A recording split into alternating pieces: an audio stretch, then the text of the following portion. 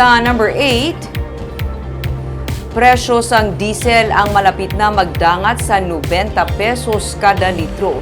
May mga driver sang depasahe nga salakyan nga naguntad na. Mayara naman sa nagaduha-duha kung magpadayon pa. May report si Romeo Subaldo.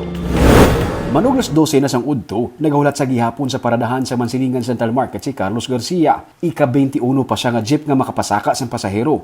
Istorya niya, amo sini adlaw-adlaw ang ilang sitwasyon. Sa paradahan na lang nagahulat kay kamahal sang krudo. Kung sa tuan ay makapito sila kalibot sa isa ka adlaw, subong 4 na lang. Mas lawig pang tiniranay sa paradahan sang sa pagbiyahe. Tungod nga parking kami hindi kami makano kay tungod kung hindi kami magparking way mga kami kuan sa dalan. So muna pwede ka kalibot-libot tayo yun. Sige, padayon lang. Padayon lang. Subong yan, magpundo sa paradahan. Pundo kagid kay hindi kagid. 500 pesos ang renta sa jeep sa kada adlaw. Tugungan niya pa sang 1,000 ka pesos, ahaw-ahaw 200 pesos na lang ang mapauli niya. Kag ibakal niya pa sang sudan kag plitehan pa.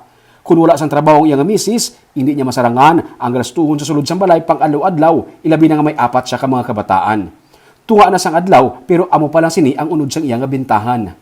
Kainas ang aga, nagdangat na sa 87 pesos ang kada litro sang diesel, 81 pesos naman ang gasolina.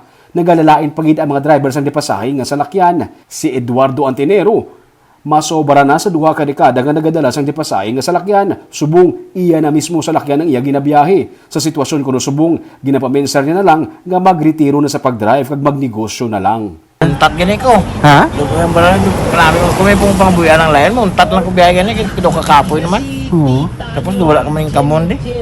Tuod ka. Hindi pa man sila na ako ngimi kay wala pa niya ako impas.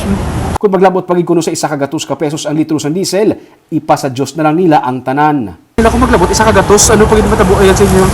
Ang maglambot sa gatos. Si Lord na lang bahala sa mo na. May mga reports na nga nagagawa nga posible magdangat pa sa 1 ka pesos ang litro sang diesel.